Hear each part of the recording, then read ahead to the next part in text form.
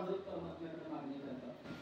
गेले 5 दिवस आपण भगवान परमात्म्याची जी सेवा केली, कार्या वाचा मनानं सेवा केली, या सेवेच्या मोबदल्यात आज आपण भगवान परमात्म्याकडे मागणीचा अर्ज सुपूर्द करावा. त्यावर भगवान परमात्म्याने सही करावी, त्याच्या स्वरूपात तुम्हाला उद्या प्रसाद द्यावा. विठ्ठल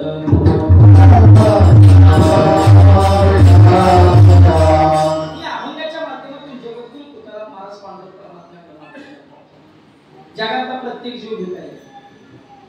जगातला प्रत्येक जीव कोणाला कोणासमोर तरी काही ना काहीतरी हात पसरून मागत असतो. सर्वसामान्य माणूस मागतो, यात काही नवल नाही. कधी कधी संतही मागतात. संत मागतात, यातही काही नवल नाही. कधी कधी देव सुद्धा मागतो. सर्वसामान्य माणूस प्रपंचाच्या समोर बरं मागतो. संत हे देवाच्या समोर बरं मागतात आणि कधी कधी देव संतांच्या समोर बरं मागतो. तुम्ही रामकथा ऐकली असेल. राम प्रभू सुद्धा केवटाच्या दारामध्ये मागण्या करता उभे राहतात. तो भगवान परमात्मा वामन होतो, बटू होतो, बलीच्या दारामध्ये मागण्या करता उभा राहतो. सर्वसामान्य माणूस प्रपंचाच्या समोर बरं मागतो. प्रपंच मला सुख दे, प्रपंच मला सुख दे, आजपर्यंत मिळालं नाही म्हणून मला सुख दे. संत सुद्धा देवाकडे सुखाचीच मागणी करतात. प्रेम सुख दे, प्रेम सुख दे. मागणी दोघांचीही सारखीच आहे, परंतु संतांची इच्छा पूर्ण होत असताना आपल्याला दिसते, पण सर्वसामान्यांची इच्छा पूर्ण होत असताना आपल्याला दिसत नाही. या प्रपंचाने आजपर्यंत कोणालाच सुख दिलं नाही. कोण असा माणूस आहे की प्रपंचाने ज्याला सुख दिलं? असा माणूसच काय? या प्रपंचाने शिवजीला सुद्धा कैलास पाठवलं. या प्रपंचाने रामप्रभूला सुद्धा 14 वर्षाचा वनवास दिला. अर्थात सुनहू रामप्रिय, एका वारी भरताना गादी आणि दुसऱ्या वारी राघवला वनवास मागणारी एक माता, एक सावत्र माता या प्रपंचातलीच होती ना. या प्रपंचातली एक माता, एक सावत्र माता आपल्या सावत्र मुलाला जर वनवासात पाठवत असेल, हा प्रपंच जर शिवजीला सुद्धा कैलासात पाठवत असेल, तर या प्रपंचापासून तुम्ही सुखाची अपेक्षा करू नका. इथं जर कीर्तन झाल्यानंतर 60 वर्षाच्या पुढची सगळी लोक थांबवली आणि त्यांचं जर एका तासाचं आपण संमेलन ठेवलं आणि त्यांना त्यात प्रश्न केला, 60-70 वर्ष या प्रपंचामध्ये जीवन जगत असताना तुम्ही एखाद्या वस्तूवर, एखाद्या पदार्थावर, एखाद्या व्यक्तीवर अंतःकरणापासून प्रेम केलं, त्या प्रेमाच्या मोबदल्यात काय मिळालं? सगळ्या लोकांचं एका वाक्यात उत्तर असेल, महाराज काय खरं नाही. आणि दुसरं उत्तर असेल, या जगात कुणीच कोणाचं. याच्यापेक्षा वेगळं उत्तर असेल का? याच्यापेक्षा वेगळं उत्तर नसेल. त्या प्रपंचाने आजपर्यंत आम्हाला कधीच तुम्हाला प्रपंचाला सुख दिलं नाही. प्रपंचाने कधीच सुख दिलं नाही. संतांना मात्र भरभरून सुख दिलं. प्रेम सुख देई, प्रेम सुख देई, प्रेमाविना नाही समाधान. सर्व सुख द्यालो, सर्व अलंकार आनंदे निर्भर असो. संतांना मात्र ती भगवान परमात्म्याने भरभरून सुख दिलं. का तर सुखरूप ऐसा तुझा कोण सांगा, माझ्या पांडुरंगा सहिता सो. कारण संतांच्या वेळेला देवाकडे काहीतरी मागतात ना, त्यावेळेला देवाचं काही मागत नाही, देवाला मागतात. हे चिदान देवा देवा तुझा विसर न भावा, न लगे मुक्ती आणि संपदा किंवा धन संपदा, संत संगती सदा. संतांच्या 2च मागण्या, एक देव आणि एक संत. अखंड जया तुझी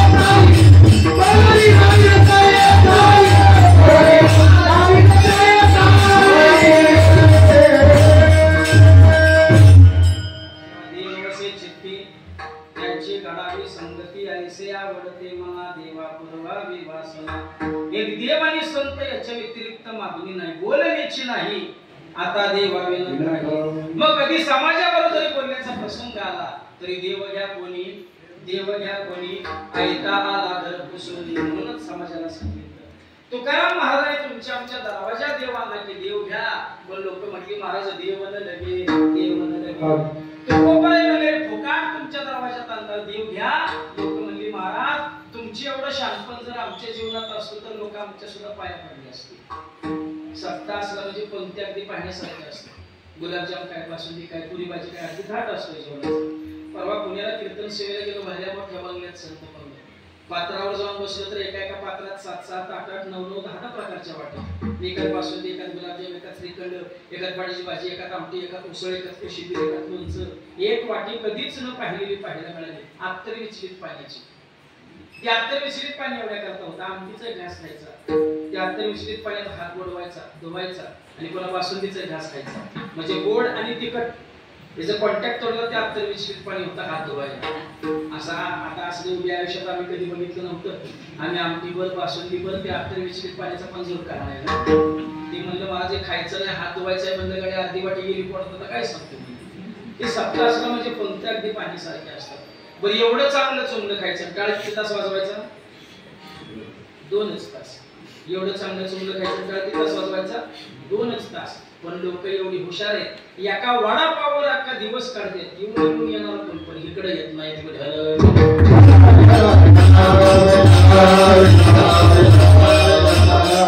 समाजाबरोबर जरी बोलण्याचा प्रसंग आला तरी बोलावा विठ्ठल, पाहावा विठ्ठल, करावा विठ्ठल, जीवावा नाही. हे लागोनिया पाय दिली तो लागोनिया पाय दिली तो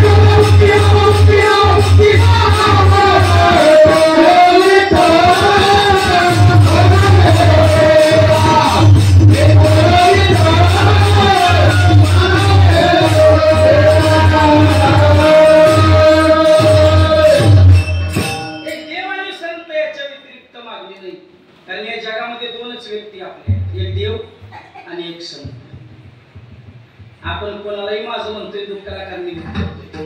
माझं कोण आहे हे कळण्या अगोदर मी कोण आहे हे कळणं गरजेचं आहे. जोपर्यंत मी कोण आहे हे कळत नाही ना तोपर्यंत माझं कोण आहे हे कळत नाही. जर मी पती असेल तर पत्नी माझी आहे, जर मी भाऊ असेल तर बहीण माझी आहे, जर मी वडील असेल तर मुलगा माझा आहे, जर मी गायक असेल तर स्वर माझा आहे, जर मी वादक असेल तर ताल माझा आहे, जर मी कीर्तनकार असेल तर पाकिट माझा आहे. महाराजांना विचारलं, महाराज सगळं जग तुमच्या पाया पडतं असे तुम्ही आहात तरी कोण? महाराजांनी अभिमानाने सांगितलं, मी वासुदेव तत्व अहम परमात्मा. कारण महाराजांना मी कळल्यानंतर महाराजांना माझं कळलं कारण या जगामध्ये 2च व्यक्ती माझे, एक देव माझा किंवा संत माझे. साधकांचा माय बाप दरुषणे हरे ताप सर्वाभूती सुखरूप ज्ञानाचा सागर सखा माझा ज्ञानेश्वर. एक संत माझे देवा देव माझा मी देवा हेच माझी सत्यवाचा. एक देव माझा किंवा संत माझे. म्हणून तुकाराम महाराज भगवान परमात्म्याकडे मागणी करताना देव आणि संत याच्या व्यतिरिक्त मागणी नाही. वास्तविक पाहिलं तर मागणीचा धिक्कार करणारे जगद्गुरु तुकाराम महाराज, हा तपस्वी जिने दिग्गजाचे म्हणणारे जगद्गुरु तुकोबा आहे. या अभंगाच्या माध्यमातून का मागणी करतात याची फार मोठी भूमिका आहे. जगद्गुरु तुकाराम महाराजांचा परमार्थ हा विश्वंभर बाबांपासून तुकोबाईंपर्यंत 8 पिढ्याची पंढरीची वारी, 8 पिढ्याचं भक्तीचं ओझं भगवंताच्या डोक्यावर. आणि ज्या वेळेला तुकाराम महाराज पांडुरंग परमात्म्याच्या रावणामध्ये जायचे ना त्यावेळेला भगवान परमात्म्याने तुकोबांच्याकडे अट्टहास करावा, तुकोबा काहीतरी मागा, तुकोबा काहीतरी मागा. 8 पिढ्याचं भक्ती चोजोड करून महाराज काहीतरी मागा. महाराज म्हणायचे देवा तुझ्याकडून काहीतरी मागून घ्यावं, ही आमची परंपरा नाही. काय मागे रे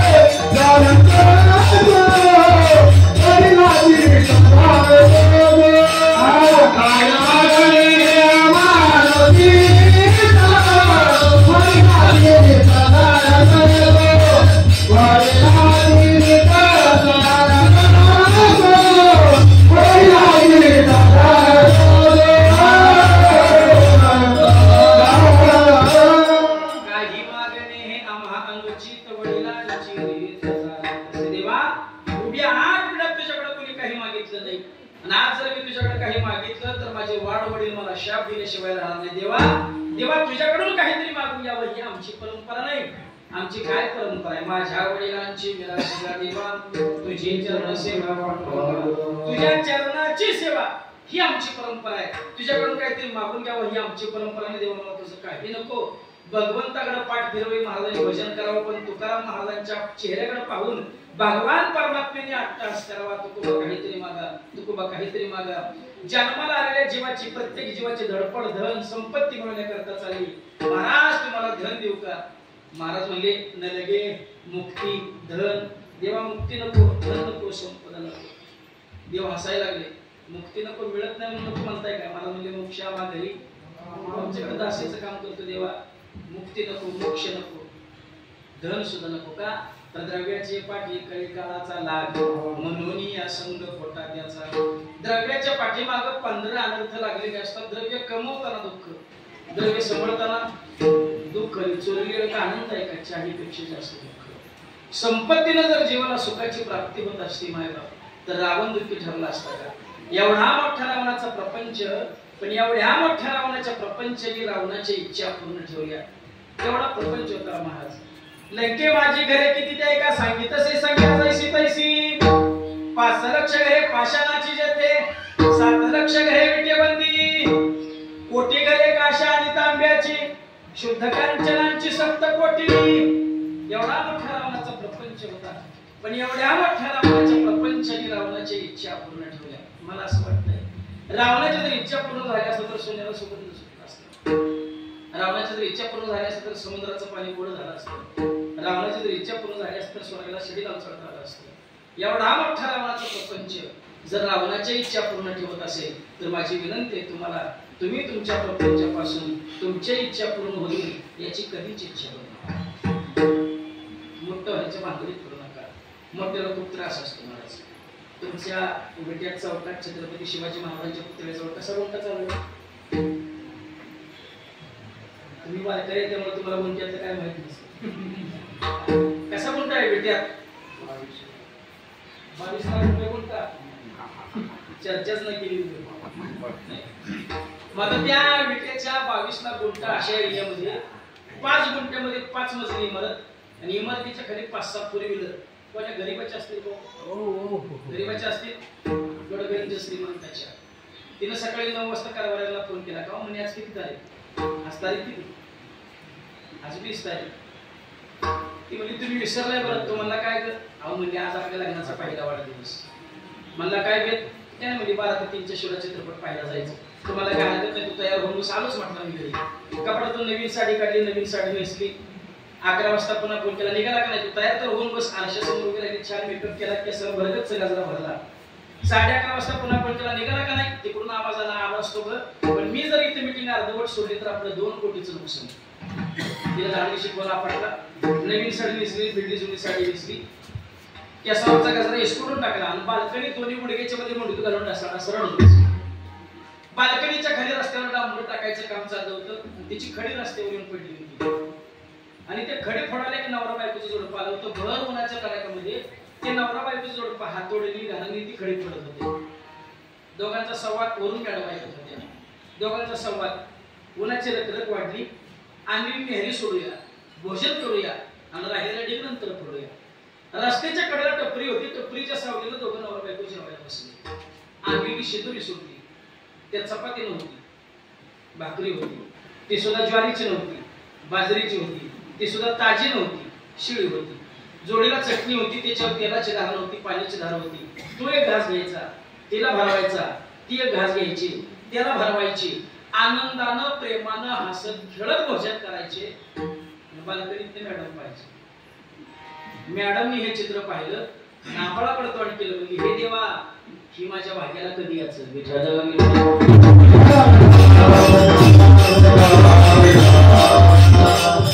जयांगी मोठे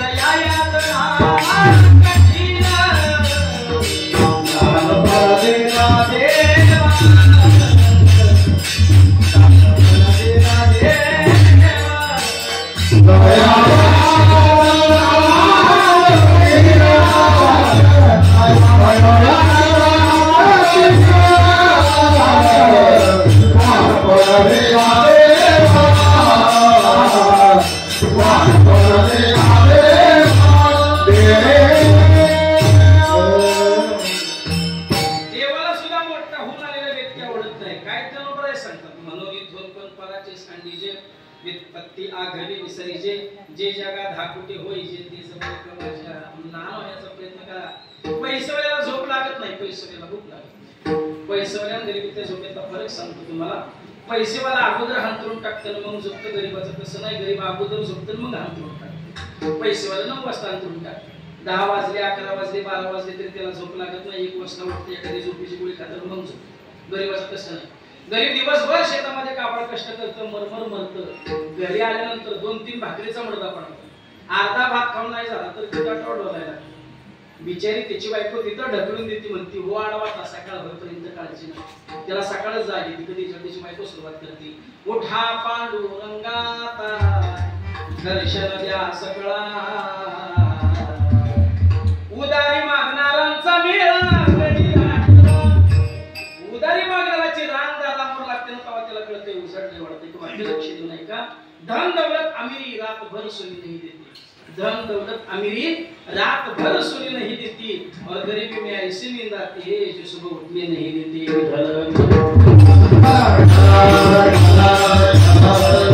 सिकंदरने संपूर्ण जगावरती राज्य केलं. जगातील सगळ्या संपत्तीचा मालक एकटा सिकंदर झाला. जगातील सगळ्या सैन्याचा मालक एकटा सिकंदर झाला. सिकंदर आजारी पडला, वैद्यानं सांगितलं पाहिजे तेवढं सैन्य घ्या, पाहिजे तेवढी संपत्ती घ्या, पण माझे प्राण वाचवा. वैद्याने सांगितलं हे सैन्य हे संपत्ती तुमचे प्राण वाचवू शकत नाही, तुमचं जाणं निश्चित आहे. सेनापतीला बोलवलं, ज्यावेळेला माझा मृत्यू होईल, माझी अंत्ययात्रा काढाल, त्यावेळेला आजपर्यंत कमवलेलं सैन्य एका बाजूला, आजपर्यंत कमवलेली संपत्ती एका बाजूला, दोन्ही हात माझे खोली बाहेर सोडून द्या आणि दुथरवाशी माझी अंत्ययात्रा काढा. त्या सिकंदरला तुम्हाला निर्देश द्यायचा होता की जगातील सगळ्या संपत्तीचा मालक एकटा होतो, जगातील सगळ्या सैन्याचा मालक एकटा होतो. एवढं सैन्य आणि एवढी संपत्ती असताना देखील या मृत्यू लोकांमध्ये मला मारावं लागलं आणि जाताना रिकामा हाताने जावं लागलं. जगप्रसिद्ध ना मायकेल जॅक्सन. मायकेल जॅक्सनने संकल्प केला होता या संपत्तीच्या जोरावर आपण 135 वर्ष जगायचं आणि आपण 135 वर्ष जगावं अशी सगळी व्यवस्था त्यांनी करून ठेवली होती. 12 डॉक्टरची टीम दिवसातून 3 वेळा त्याला चेकअप करत होती. त्याचा चहा, त्याचा नाश्ता, त्याचं भोजन पहिल्यांदा लॅबला टेस्टिंग व्हायचं आणि मग तो चहा नाश्ता भोजन करायचा. भविष्यामध्ये आपला लिव्हर खराब झाला, किडनी खराब झाली, डोळे निकामी झाले तर प्रत्येक अवयवाकरता स्वतंत्र डोनर तयार करून ठेवला होता आणि त्यांना आयुष्यभर सांभाळण्याचं अग्रीमेंट करून ठेवलं होतं. 135 वर्ष जगण्याची, संपत्तीच्या जोरावर 135 वर्ष जगण्याची सगळी व्यवस्था करून ठेवणारा मायकेल जॅक्सन वयाच्या फक्त आणि फक्त 48 वर्षी का क्षणभंगूर नाही. हा देह नाशिवंत मळमूत्रांचा बांधा, वरी चर्म घातले रे कुर्मी कीटकांचा सांधा,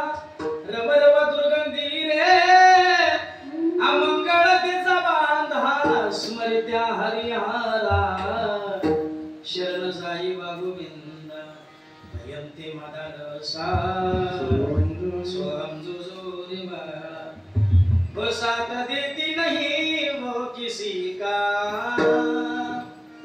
क्या भरोसा है इस जिंदगी का क्या भरोसा है इस जिंदगी का। ज्ञानवृत्ती लोकांमध्ये गुणवंताला धनवंताला बलवंताला म्हणावं लागलं येथे नाही गुरु आले अवतार येरते पामर जीव किती हिमालयाच्या उंचीची श्रीमंत लोक या मृत्यू लोकांमध्ये मरून गेली।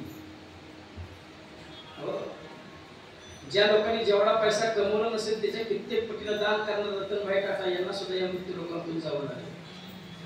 धन सुद्धा आपल्या भाग्याचं लक्षण नाही, भाग्य तरी नव्हे धन सुद्धा आपल्या भाग्याचं लक्षण नाही, महाराजांना माहित होतं। आणि जगद्गुरु तुकाराम महाराज काय गरीब होते का? त्या काळात महाराजांची 65 लाखाची जागिरी होती। देवाकडून काहीतरी मागून घ्यायचं असतं तर 65 लाखाची जागिरी सगळी दत्तपत्र इंद्राच्या लोहात बुडवून दिली असते का? तुकाराम महाराज सुद्धा तेवढ्याच तोलामोलाचे श्रीमंत होते, पण सगळी संपत्ती समाजाकरता वाटून दिली, दारिद्र्य स्वीकारले। तुकाराम महाराज स्वतःचा परिचय करून देताना सांगतात आम्ही सदैव सोडके जवळी येतो धागे जाऊ पुढती भिके कुत्री घर राखीते। महाराज सांगतात आम्ही जर भिक्षाटन करण्यासाठी गेलो तर आमच्या घरचे राखण कुत्री करतात, ही व्यावहारिक परिस्थिती होती महाराजांची।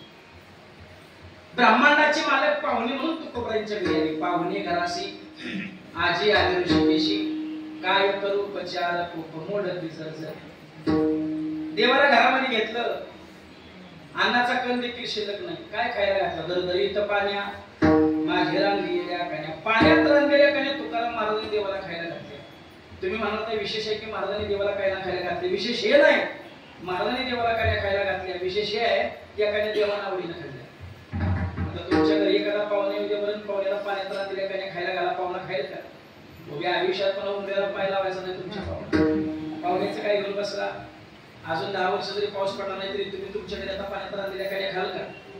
अलीकडे कोणाला कण्या म्हणजे काय माहित नसेल, मग तुम्हाला वाटलं पकवायची खाते खाणारी मंडळी खाणार नाही, काळकरी खाणार नाही, कीर्तन करता अजिबात खाणार नाही।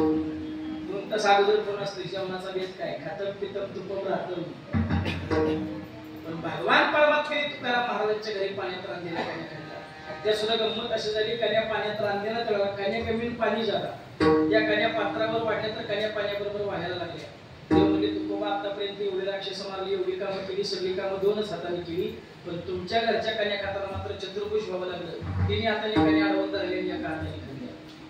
ही व्यावहारिक परिस्थिती होती महाराजांची। आणि जगाचं कल्याण करण्यासाठी निघालेल्या संतांच्या ठिकाणी त्याग असणं गरजेचं आहे। ही परिस्थिती छत्रपती शिवाजी महाराजांनी पाहिली, नजराला पाठवला, पण त्या नजरांचा स्वीकार केला नाही। गोड शब्दात सांगितलं सोने रुपये आम्हा रुपये समान माणिक पाषाण खडे जसे, सोने आणि माती आम्हा समान हे चित्ती। जगाचं कल्याण करण्यासाठी निघालेल्या संतांच्या ठिकाणी त्याग असणं गरजेचं आहे। त्या काळात तुकाराम महाराजांनी भगवान परमात्म्याकडून काहीतरी मागून घेतलं असतं तर आज आपण महाराजांचं भजन केलं नसतं। बाई मेली नाही परतून पाहिलं, संतू नावाचा मुलगा मेला नाही परतून पाहिलं, केवळ आणि केवळ धर्माचं काम केलं। संसाराच्या लाभी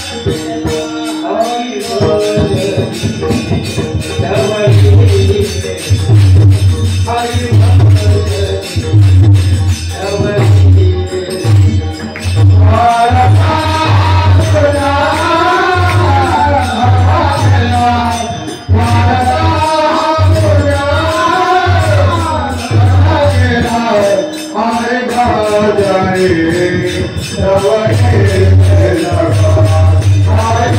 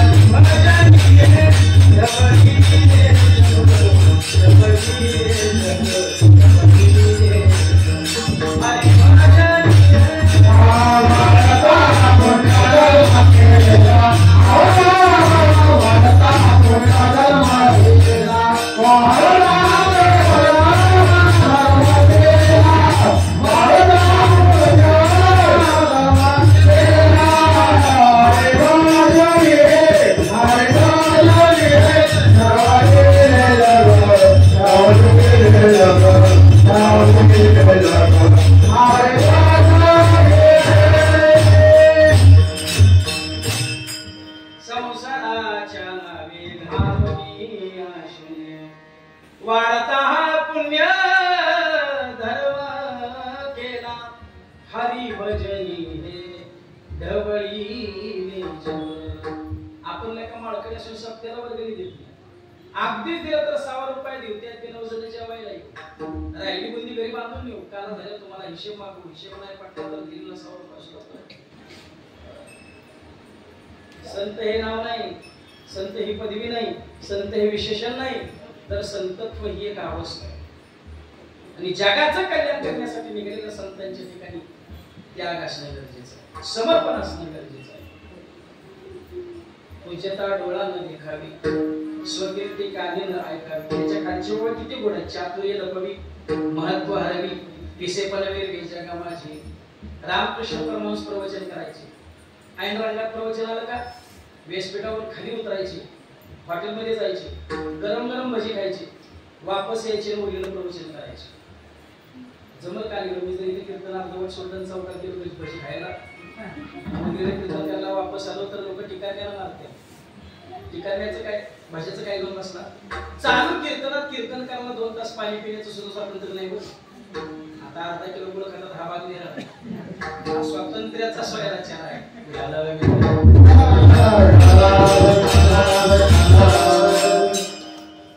शिष्याने म्हटले बाबा तुम्ही असं अर्धवट प्रवचन सोडता, हॉटेलमध्ये जाता, गरम गरम भजी खाता, वापस येता मुलीला प्रवचन करता, लोक तुम्हाला नाव ठेवतात. रामकृष्ण परमहंसांच्या मनातले शब्द आहेत, लोकांनी नावं ठेवावी म्हणून हा कार्यक्रम चालू. ही संतत्वाचे लक्षण आहे. स्वानंद सुखनिवासी जोग महाराज ज्ञानेश्वरीत एक ओळी वाचायचे, आरसा घ्यायचे आणि तासन तास त्या आरशात बघायचे. काय आरशात बघायचे, केस वाढली का, दाढी पिकली का, मिशी वाढली का, हे नव्हते बघ. ती ओळी वाचायचे. तरी आत्मसुखाची या गोळीया विटे जो का सकळ विषया जयाच्या ठाई इंद्रिया मानू नाही. ही ओळी वाचायचे आणि आरशातल्या आपल्या प्रतिबिंबाला विचारायचे, जोग महाराज परमार्थात तुम्ही कुठे लिहिता आहात.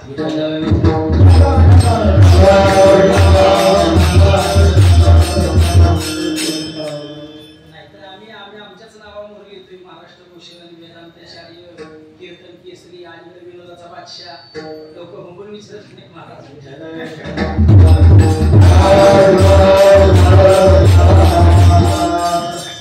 ही एक अवस्था आहे. जगाचं कल्याण करण्यासाठी निघालेल्या संतांच्या ठिकाणी त्याग आणि समर्पण असणं गरजेचं आहे.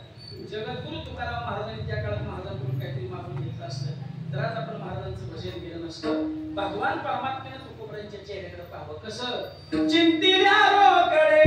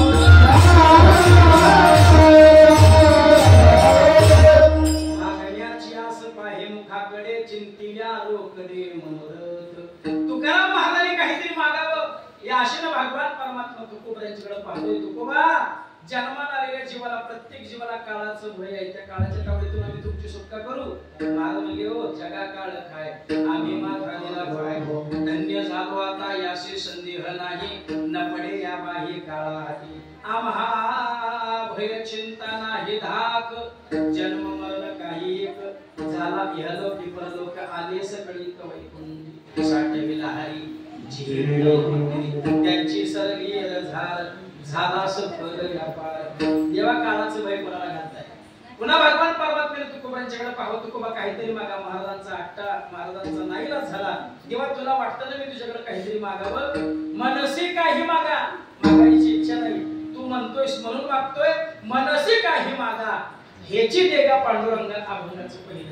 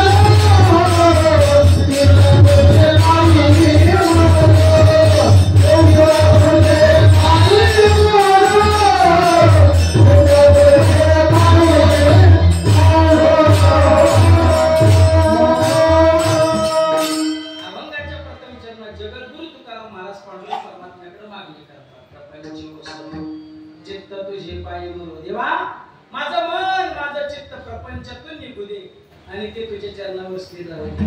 कारण माझा माहित होतं हा प्रपंच आपल्याला कधीच सुख देऊ शकत नाही का.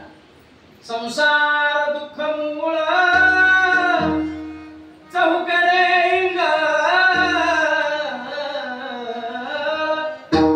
विश्रांती नाही कोठे रात्रंदिवस तळमळ.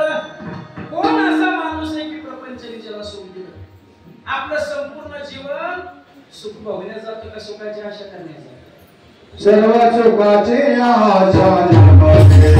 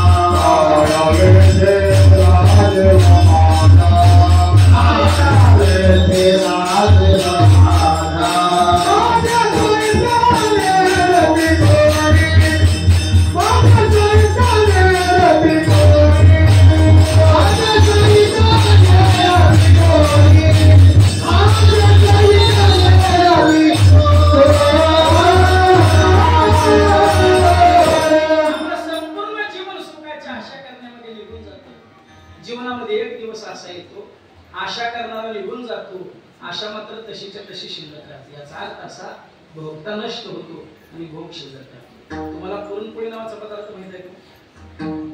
पुरणपोळी माहित आहे का? माहित आहे, माहित आहे. कधीपासून माहित आहे? कधीपासून माहित आहे? कळायला लागल्यापासून का? बस त्याच्या जन्मल्यापासून. तुम्ही जन्माच्या आधी पुरणपोळी नव्हती का? होती. म्हणजे बेटातली बरीच पुरणपोळी खाणारी लोक मरून गेली. पुरणपोळी अजून शिल्लक आहे. त्यासाठी राहिलेला मारायसाठी. याचा अर्थ असा भोगता नष्ट होतो, भोग शिल्लक राहतो. प्रवास करत असताना चारी बाजूला रस्ते फुटले, कोणत्या दिशेने प्रवास करावा कळत नव्हतं. रस्त्याच्या कडेला 70-75 वर्षाचे आजोबा होते. बाबाला विचारलं, बाबा रस्ता कुठं जातो? बाबा म्हणले, महाराज 75 वर्षाचं माझं आयुष्य आहे. 75 वर्ष झालं मी पाहतोय हा रस्ता कुठंच जात नाही, इथंच आहे.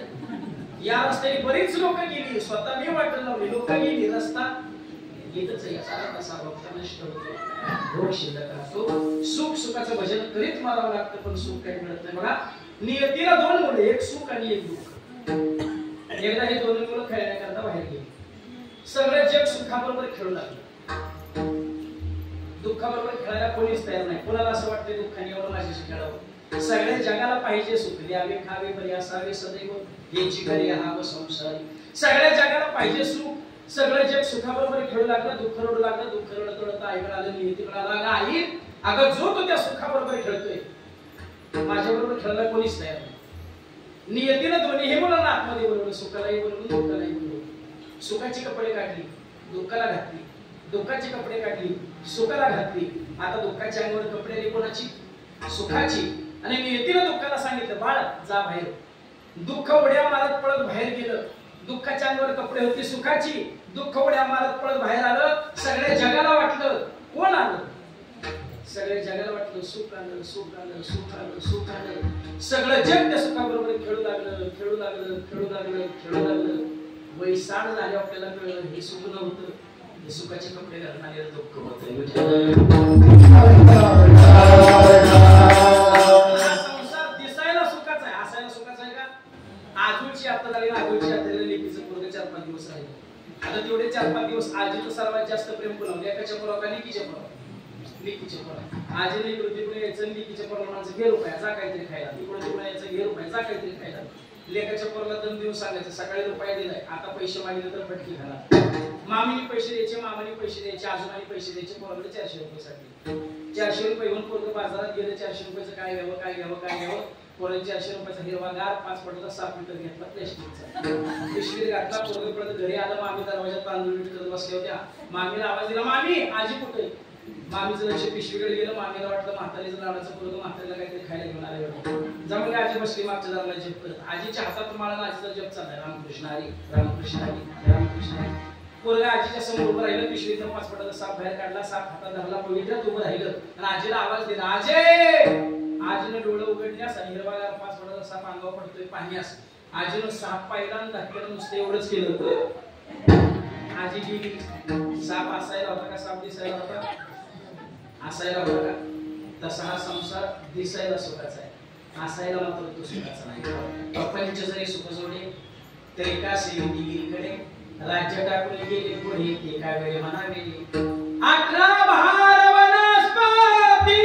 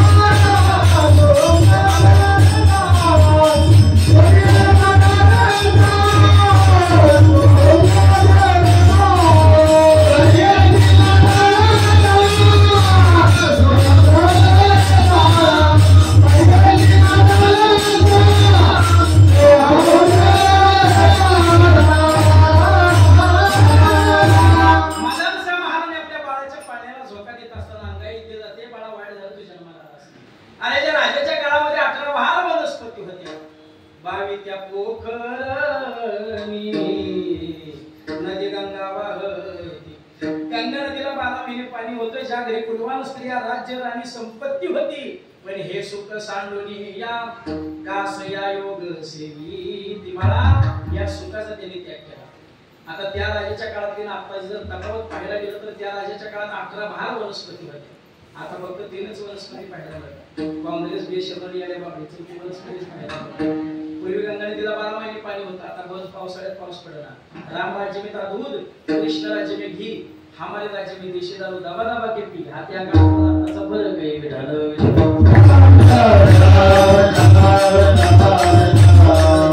प्रपंचाची सुरुवातच कशाने? सावधान. सावधान कधी सांगितलं तो? ज्यावेळेला पुढे एखादा धोका असतो त्याच्या अगोदर सांगितलं सावधान. पुढे धोक्याची बोल नाही. सावधान पुढे आनंद फुले. पण सावधानचा अर्थ फक्त एकालाच कळला. कोणाला? तवाची गेली ती परत काय मागायला येईल. अगदी शेवटच्या मंदिरात जिथपर्यंत पुढे मांडवाच्या बाहेर उभा असते गाड्या बघा अजून उत्ताना दिसते. पण हे एवढा हापापलेला असते. कधी एकदा अंतरपाठ खाली पडतो, कधी एकदा गाड्यात धार घालतो.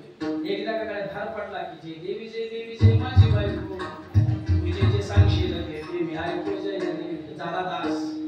एक जण रोज सकाळी लवकर उठायचा. सकाळी लवकर उठायचा, स्वतःच्या विद्यार्थी घ्यायचा, हिटरचं बटन दाबायचा, स्पेशल चहा बनवायचा, तो कबशीत घ्यायचा आणि मग जायचा आणि बिचारीला उठवायचा. बिचारी मग ती बिचारी उठायची, बेडवर बसूनच तो चहा घ्यायची. त्याला काय म्हणते?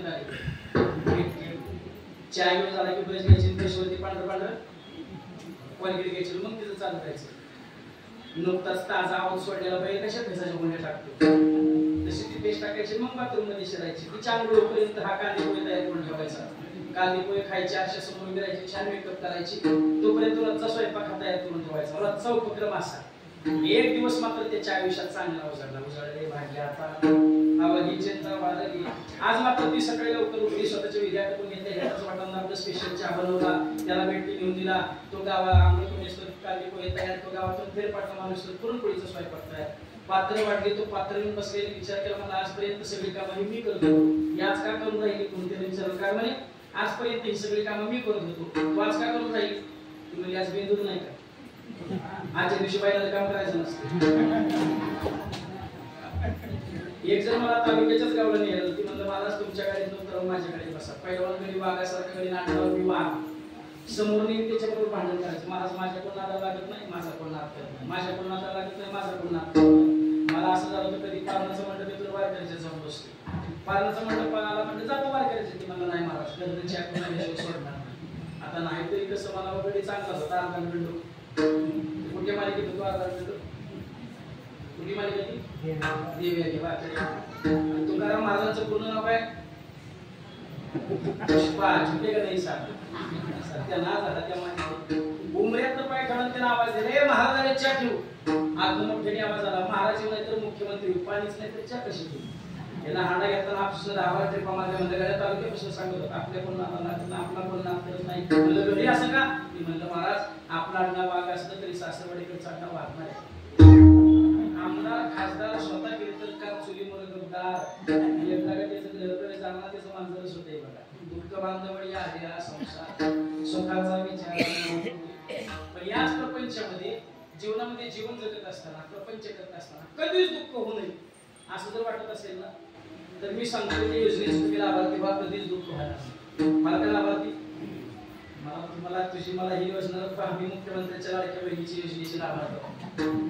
पण जीवनामध्ये जीवन जगत असताना कधीच दुःख होऊ नये असं जर वाटत असेल तर मी सांगतोय ते तसं वागा. जीवनामध्ये कधीच दुःख होणार नाही, कधीच दुःख होणार नाही, दुःख कधीच स्पर्श करणार.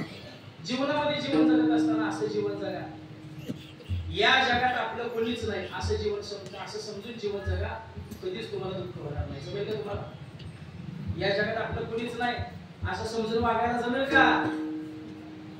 हा जमेल? बांधलेलं घर शेतीवाडी बायका पुढे त्याचं काय करायचं? तुम्हाला नाही ते जमणार, नाही जमणार. बरं काय हरकत नाही, चला तुम्ही वैभव दादाच्या गावच्या आहात म्हणून तुम्हाला दुसरी योजना सांगतो. ते नाही जमलं तर किमान हे तरी जमतंय का बघा. जीवनामध्ये जीवन जगत असताना कधीच दुःख होऊ नये असं जर वाटत असेल तर हे सगळं जग माझं आहे असं समजून जीवन जगा. कधीच दुःख होणार नाही. निदान हे तरी तुम्हाला जमेल का? तुम्हाला जमेल म्हणायला मला काही वेळ लागले का? तुम्हाला जमेल म्हणत असाल तर जाता जाता प्रत्येकाने 5-5 हजार रुपये माझ्या खिशात घालून जावं. आता हे सगळं जग तुमचं म्हणजे मी काही लोकांचं आहे का?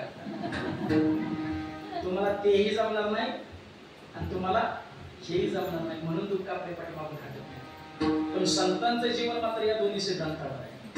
देश वेश नव्हे माझा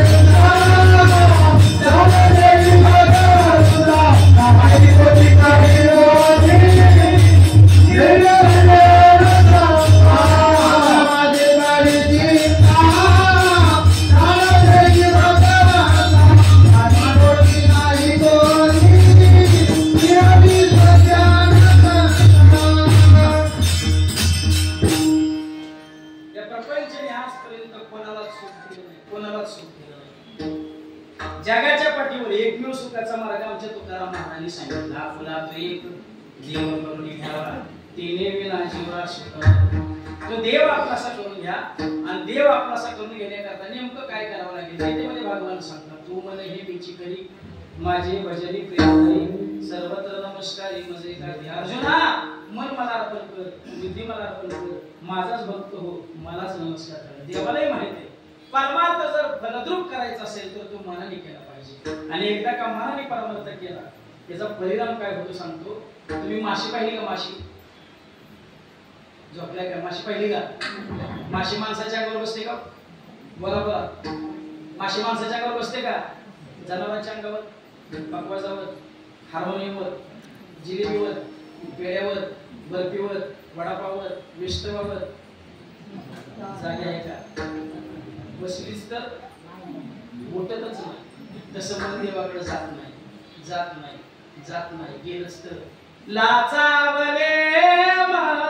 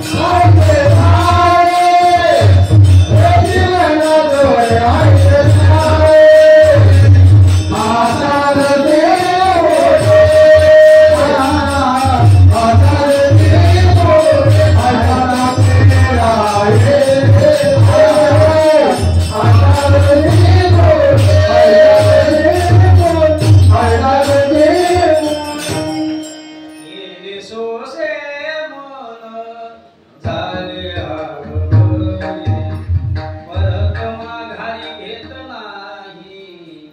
मनाचं मन पण निघून जातो. ज्ञानोबरांची भाषा आहे. मनाचे मनपणे गेले जेत बोलाचे मनपणे गेले, जया माझे सापडले ध्येय दिसे. मनाचा मनपणा निघून जातो. मग मनाचं नेमकं होतं तरी काय? मन हे राम झाले, मन हे राम झाले, प्रवृत्ती ग्रासुनी कैसे निवृत्ती झाले. मनच राम होऊन बसतं. म्हणून चित्त तुझे पायी मोरू. कारण प्रभू परमात्म्याच्या 3 गोष्टीत फार मोठी ताकद आहे. एक त्याच्या नामात, एक त्याच्या रूपात आणि एक त्याच्या नामात. किती ताकद आहे? घेता नाम विठोबाचे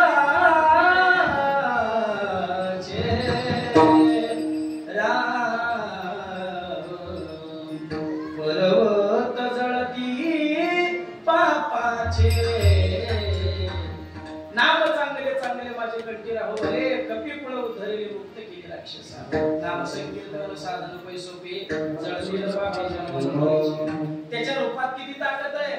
त्याचं रूप पाहिल्याबरोबर आमच्या धर्मपरायणांना समाधान होते. रूप पाहता लोचनी सुख झाले मोसारी. त्याच्या पायात किती ताकद आहे? आता कोटी धावी मन या भाग गेला शिर गेला अवघा झाला सेवा. त्याच्या चरणातली ताकद आहे. म्हणून चित्त तुझे पायी.